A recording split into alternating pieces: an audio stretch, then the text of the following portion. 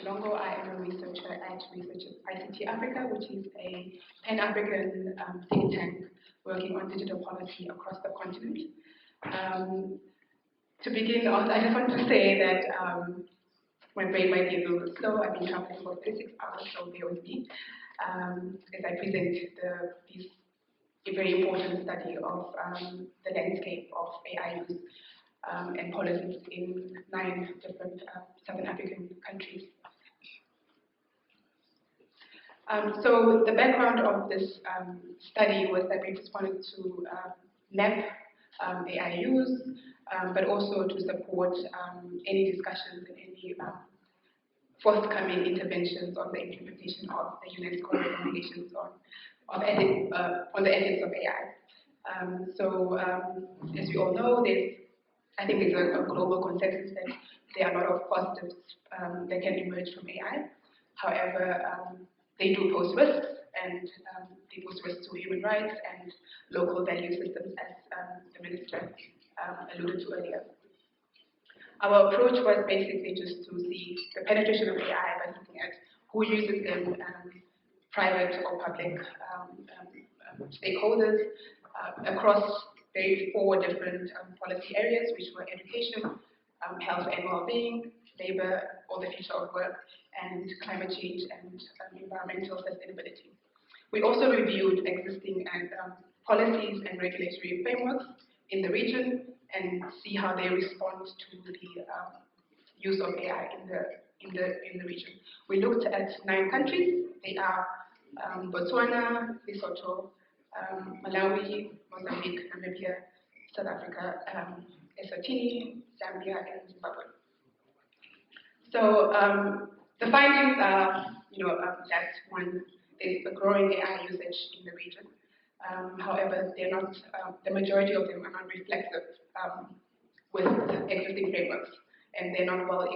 The existing frameworks are not well equipped to respond to AI producers and users with guardrails to prevent against potential harms. There's significant knowledge and data gaps in the region, and this may hinder the ethical development of AI. Good legislative basis for ethical use and emerging policy frameworks. However, as critical thinkers say, there's always room for improvement. Some of the findings are, across those.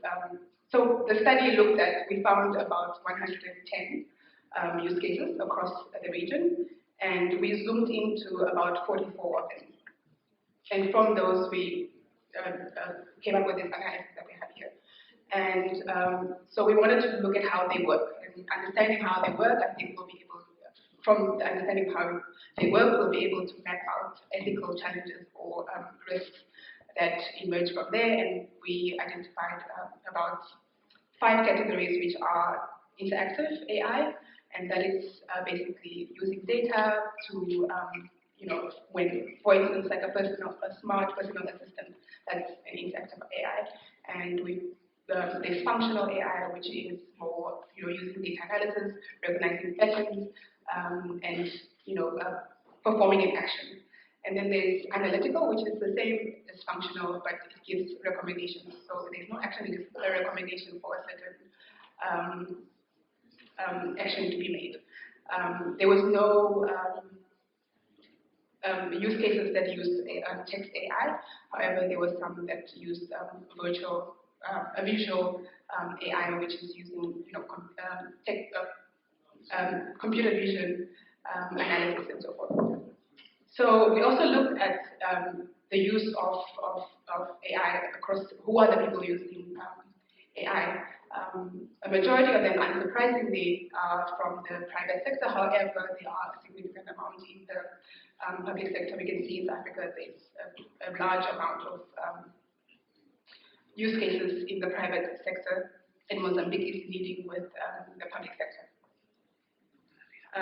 Zooming into those policy areas that we identified, we found that for the health and social well-being policy area, increasingly there's the use of AI for disease surveillance, monitoring and access to healthcare in rural areas, we identified an application called Corona AI, which uses AI software to test methods for discovering anti-cancer properties in existing drugs and food, which can be used to treat viruses. For the climate change and environmental sustainability, we found applications which respond to environmental preservation, conservation management, natural disaster responsiveness, and for the education, I think this is a very critical area. We found quite a number of use cases which are providing educational services to address educational divides in Southern Africa and providing access to learners in rural areas, safeguards, and as we know, the safeguards are needed to ensure that the protection of children children's privacy and personal data is protected online as these educational services are provided. In terms of labor, we saw that AI adjunction has the potential for both job loss and job creation. Constraints in digital infrastructure potentially limit market share for new entrants in the region. We found quite a number of organizations who have automated labor relations also in the region. For instance, we've seen central banks in Botswana and Namibia. Most recently, the central bank announced that they have adopted AI in their operations. Malawi, South Africa, as well as Zambia are using AI chatbots to provide financial intelligence monitoring. In our findings, we identified some risks and challenges. They are linked to the UNESCO recommendations, and I'm just going to speak through some of them in the interest of time. I think that an important one is proportionality and do no harm. In terms of proportionality, which is basically looking at in terms of whether the service or the application being used does not cause more harm and is for in the interest of the public. Those concerns are very much sector dependent. So, for instance, in terms of like labor and job loss, what is the balance between the two? And it tips in favor of, although there's across the different sectors, higher risk technologies such as AI-driven facial recognition are being used without adequate safeguards. For instance, they're very much used in sectors such as environmental climate change. Although the possibilities or the positives of that are endless, I think we should think about creating frameworks to protect or safeguard against facial recognition technologies. In terms of right to privacy and data protection, there's limited privacy and data protection measures in place. About 50% of the case studies have addressed that, despite the wide data protection legislation in place in all of the countries that we did our study. Tied to between literacy and awareness, that is also one of the challenges of the risk, one of the challenges that we identified, and that is linked to transparency and explainability. And I think the responsibility of users is that, or developers of AI, is that they should ensure that people that it's very clear that this technology uses an algorithm to come up with a solution, and how these algorithms work, and also linked with proprietary rights and defining potential, transparency, and that is linked to literacy and awareness. In their responsibility, I think it's also there should be the responsibility of the public to be able to respond to any challenges that these technologies may face, and that can only be ensured if we increase literacy and awareness of AI in the day-to-day use of public services or any services in society. Another risk is safety and security. That's this limited evidence of data quality and standards. The minister mentioned, that data is brought from somewhere else and then tested on systems that are then implemented in the region. How does that, how does that respond to how our societies are set up and our different values that we have. And also, the robust AI development being, yeah, okay, sorry. In terms of sustainability, research is needed to fully understand the environment, and not only the environment, but also the cultural impacts of AI throughout the life cycle. And by life cycle, we mean not only from the development of the technology, but from the conceptualization, the research that is done, to the development, and then again implementation in the society. And also, afterwards, like where does the e-waste dumpage go to? Because technology too has waste. There's also consideration to the high energy requirements of AI amidst ongoing energy crisis. We have an energy crisis I live in South Africa, and I think in Namibia as well. There's significant energy challenges. How will the adoption of AI respond to that? And how can we ensure that there is sustainability in it? Responsibility and accountability as well. This is in terms of regulatory mechanisms that create accountability in the development and the use of AI that has been must be developed, including ascribing legal liability for harms caused throughout the different stages of the AI lifecycle. And last but not least, I think it's one of the challenges could be in ensuring that a multi-stakeholder and adaptive governance and collaboration approach is taken in developing regulatory and legislation frameworks for the adoption of AI in the region. So user groups must be consulted in AI design and review. Civil society actors are very important as well in the region, and they have to be adapted as well and or included into the development of AI and as well the legislative policies. In terms of AI regulation and policy mapping, we found that there are regulations and there are policies, and on a foundational level, foundational laws for AI, such as intellectual property, electronic communication, cybersecurity, and cybercrime. Most of the countries have these things. In terms of key policy areas for AI, only one country has a national AI strategy, and that is South Africa. Other policies like digital and ICT and 4IR strategies are also found across the region. We've seen Namibia, for instance, has adapted, or the president has appointed the task force on the fourth industrial revolution.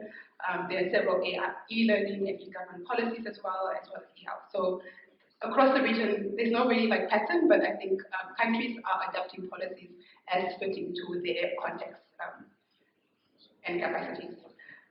We just wanted to highlight some policy innovations across the region in the different countries, because there are some countries where, although not all the countries have these different legislation or policy frameworks, there are some that have adapted them in a way that is very innovative and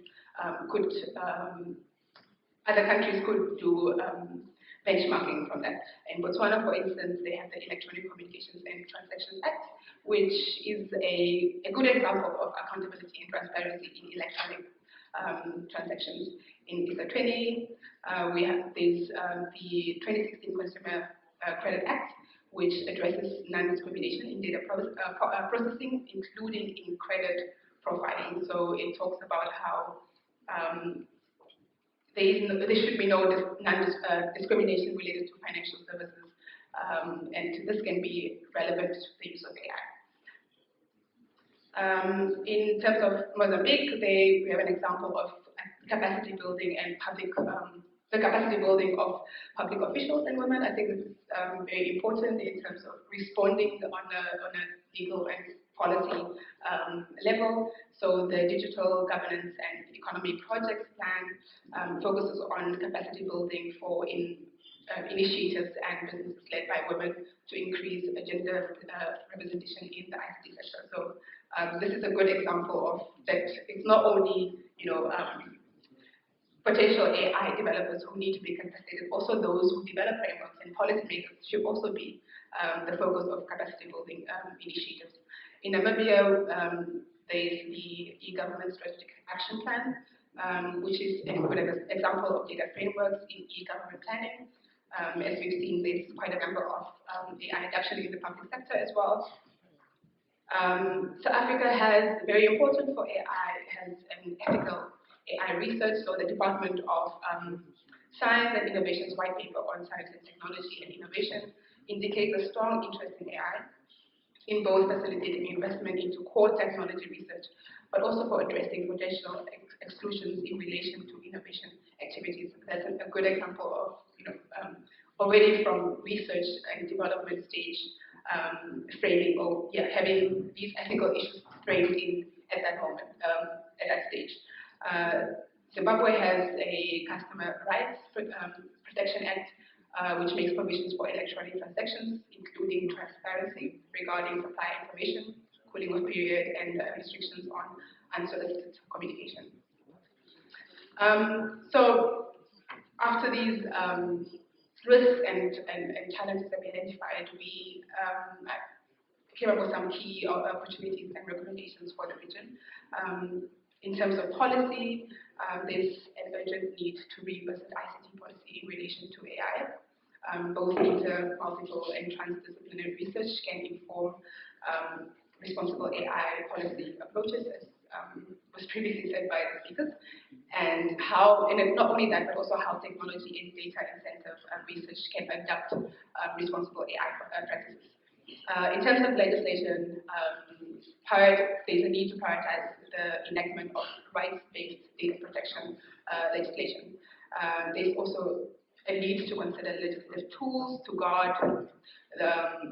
safeguard use of high-risk AI, including facial recognition technologies. In terms of partnerships, I'm just going to rush through this in the interest of time. Sorry. In terms of partnership frameworks and capacity building, stakeholders from all different sectors and sectors in society should consider opportunities for attracting and retaining AI skills in the region, AI innovation and strength, and strengthen partnerships with the private sector for responsible AI use and development. And this is not only national wide, but also inter-regional between the countries. And there's also a need to expand gender sensitive information or data collection for the broader ICT sector to inform policies. Infrastructure-wise, very important, continue and deepen the process to core digital policy initiatives to support inclusive and trustworthy access to and the use of digital technologies and services, including broadband connectivity. I think the easiest way or the widest way that people can participate in AI technologies or advanced technologies is being connected, and the data to be represented in data sets if data is actually collected from them, but also to be able to participate in the data or digital economy. There's a need to be connected to the internet and to different ICTs. And so I think infrastructure is a very important area for the region. Technical AI services, we also came up with recommendations for education and research, such as developing programs to promote public awareness and literacy on AI-related issues, including strengthening the capacity of civil society organizations, developing programs to advance skills for digital age for all levels. And lastly, in terms of research, increased investment in AI-related research and development, including for AI ethics, not only for innovation, although the two are very important. And that is it. So everything that I've just presented now, I had to grasp through it, go through it very quickly. It's in a booklet that is available outside. We've summarized the findings of the study there, and the rest of the study or the report will be available at a later stage this month. Thank you very much.